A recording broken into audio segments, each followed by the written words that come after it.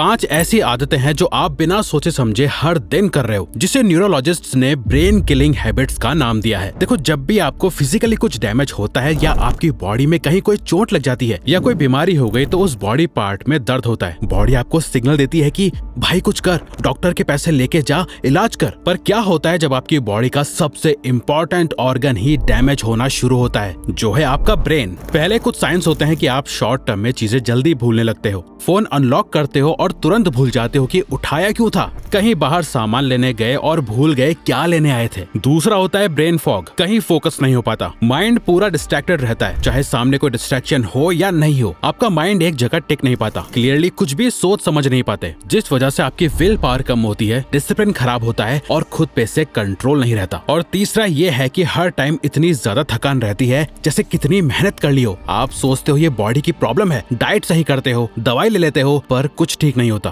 क्योंकि प्रॉब्लम आपकी हैबिट्स में है। अभी हम बात करेंगे उन्हीं 5 हैबिट्स की जो आपके ब्रेन को साइलेंटली डिस्ट्रॉय कर रही हैं, और साथ ही इन हैबिट्स से बचने का तरीका भी शेयर करेंगे, ताकि आपका फोकस, आपकी एनर्जी और आपका ब्रेन एकदम सही रहे। Not doing monotasking. चलो आपको एक टास्क देते हैं, एक पेन पेपर उठाओ और A से Z तक लिखो, उसके बाद 1 से 26 तक नंबर्स लिखो। अब इसे करने में आपको लगभग 30 से 35 सेकंड्स लगेंगे। अब यही एक्सरसाइज दोबारा करो, बट इस बार एक लेटर लिखो, फिर एक नंबर, फिर लेटर, फिर नंबर, इस तरह स्विच करो। इस बार लगभग 55 सेकंड से 1 मिनट तक लग जाएंगे, ऑलमोस्ट डबल टाइम। क्यों? क्योंकि दूसरे राउंड में जब आप स्विच कर रहे थे, आपका ब्रेन उस टास्क स्विचिंग की कॉस्ट पे कर रहा था। यही चीज हम डेली लाइफ में करते हैं, जिम में एक्सरसाइज कर रहे हो और हर 5 मिनट में व्हाट्सएप चेक कर रहे हो कि मैसेज आया या नहीं, खाना खा रहे हो बट साथ में कोई वीडियो देख रहे हो, पढ़ाई कर रहे हो बट बीच बीच में इंस्टाग्राम स्टोरी देख रहे हो कि कितने व्यूज आए। अगर आपके पास 100 यूनिट्स का फोकस है, तो वो दिन भर 2-3 अलग अलग चीजों में बढ़ जाता है। रिजल्ट ये होता है कि हर काम की स्पीड गिर जाती है, बट रियल डैमेज ये नहीं है। रियल डैमेज ये है कि मल्टीटास्किंग करके आप अपने ब्रेन को ये ट्रेन कर रहे हो कि किसी भी चीज पे आधा फोकस देना नॉर्मल है, और महीनों सालों तक ऐसा करने के बाद आपके ब्रेन की फोकस मसल इतनी श्रिंक हो जाती है कि फिर आप किसी भी चीज पे अपना पूरा फोकस दे ही नहीं पाते। इस दुनिया का कोई भी एथलीट, बिजनेसमैन या हाई अचीवर उठा के देख लो, कोई भी अपने आधे फोकस पे ऑपरेट नहीं करता। सोचो, गुकेश अगर चेस खेलते खेलते बीच बीच में फोन चलाने लगे, तो क्या वो जीत पाएगा? बिल्कुल नहीं। दुनिया में कोई भी ग्रेट अचीवमेंट हाफ फोकस से नहीं बनी है। इनफैक्ट इससे लोगों का हाफ फोकस रहता है और वो छोटी छोटी चीजें भूल जाते हैं। अक्सर सर में दर्द, इनफैक्ट ऐसा लगता है कि क्लैरिटी नहीं है लाइफ में। इतनी टेक्नोलॉजी होने के बावजूद ब्रेन स्मार्ट नहीं बल्कि दिमाग और खराब हो रहा है धीरे धीरे। तो सोल्यूशन क्या है? मल्टीटास्किंग की जगह करो मोनोटास्किंग। मोनोटास्किंग का मतलब होता है एक वक्त पे सिर्फ एक काम। अगर मीटिंग में हो, सिर्फ मीटिंग अटेंड करो। अगर खाना खा रहे हो, सिर्फ खाना खाओ। भाई अगर टॉयलेट भी जा रहे हो ना, तो भी आप बिना फोन के जाओ। मोनोटास्किंग की आदत बनाओ। एक टाइम पर एक चीज पे फोकस करने के लिए अपने ब्रेन को ट्रेन करो। अगर कोई नया आइडिया आए काम करते वक्त, उसे लिख लो और बाद में वापस आओ। अब ये जो हैबिट है ना, ये दूसरी हैबिट से लिंक्ड है। जब तक वो खत्म नहीं होगी, इसे रोकना और भी मुश्किल हो जाएगा, जो है ब्रेन ओवरलोड।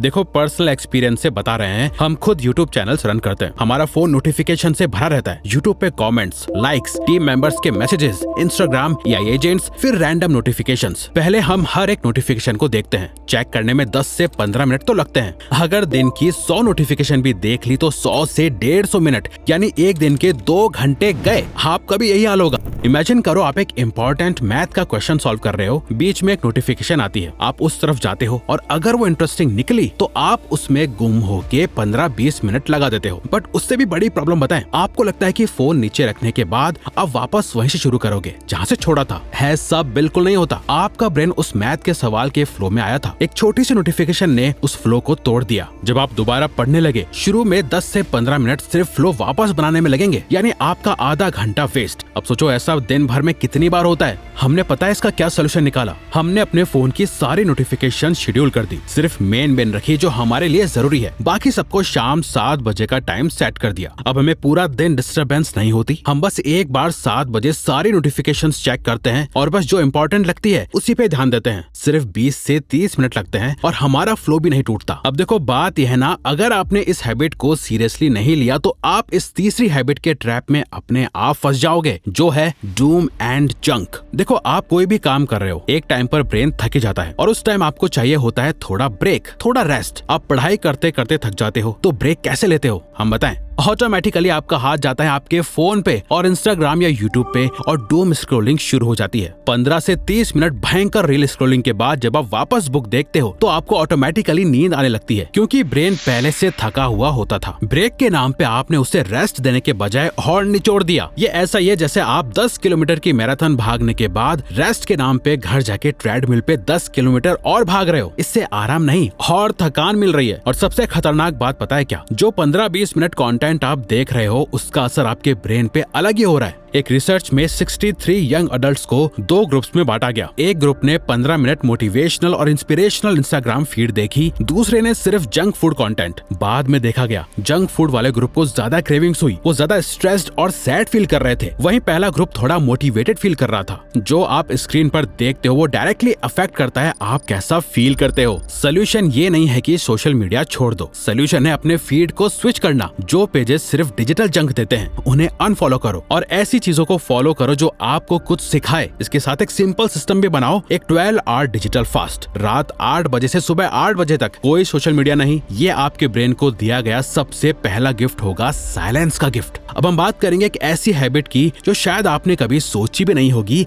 कि इससे भी आपका ब्रेन डैमेज हो सकता है, पर ये रियल है। The chair. आपसे एक सवाल है, एक कमरे में एक कुर्सी है, उस कुर्सी पे 4 चीजें रखी हैं, सिगरेट का पैकेट, अल्कोहल की बोतल, एक बड़ा बर्गर और एक स्मार्टफोन। अब बताओ इनमें से सबसे ज्यादा हार्मफुल कौन है आपके ब्रेन के लिए? ज्यादातर लोग कहेंगे सिगरेट, अल्कोहल या बर्गर, पर सबसे खराब है वही कुर्सी। हम पूरा दिन एक कुर्सी से दूसरी कुर्सी पे मूव करते रहते हैं, बेड पे बैठते हैं, ब्रेकफास्ट टेबल पे बैठते हैं, कैब में बैठते हैं, ऑफिस, स्कूल या कॉलेज डेस्क, घर की चेयर, सोफा या बेड पे पूरा दिन बैठते हैं, घर आके काउच पे बैठते हैं या लेटते हैं। कभी नोटिस किया है, वर्कआउट से पहले खुद को फोर्स करना पड़ता है, बट वर्कआउट के बाद हमेशा अच्छा फील होता है। ये कोइंसिडेंस नहीं है। जब आप बॉडी मूव करते हो ब्रेन तुरंत 3 हार्मोन्स रिलीज करता है, एंडोर्फिन्स, डोपामिन और सेरोटोनिन। इन्हें हैप्पी हार्मोन्स कहा जाता है। ड्यूक यूनिवर्सिटी की एक स्टडी में डिप्रेशन वाले लोगों को 2 ग्रुप्स में बांटा गया। एक ग्रुप ने एंटी डिप्रेसेंट पिल्स ली, दूसरे ने सिर्फ एक्सरसाइज करी। 4 महीने बाद दोनों ग्रुप्स में सेम लेवल का इम्प्रूवमेंट देखा गया। वहीं जब आप हफ्तों तक मूवमेंट नहीं करते,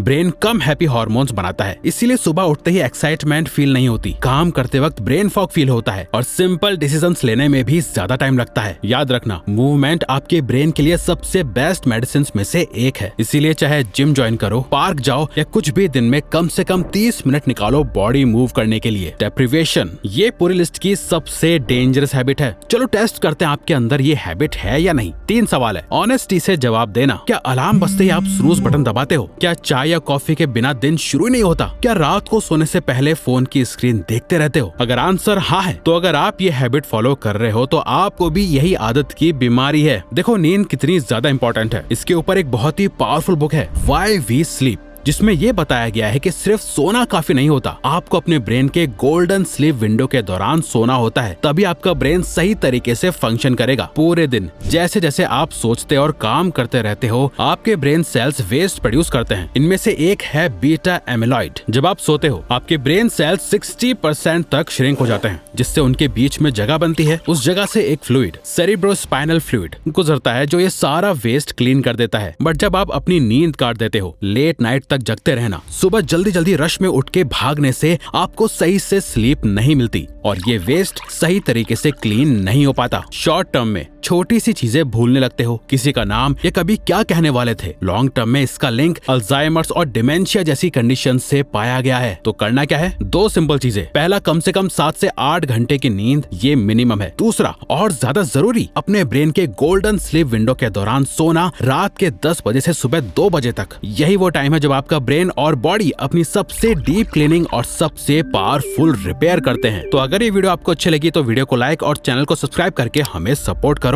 और बेल नोटिफिकेशन ऑन कर लीजिएगा ताकि आप आने वाली वीडियोस मिस ना कर पाओ। Thank you for watching.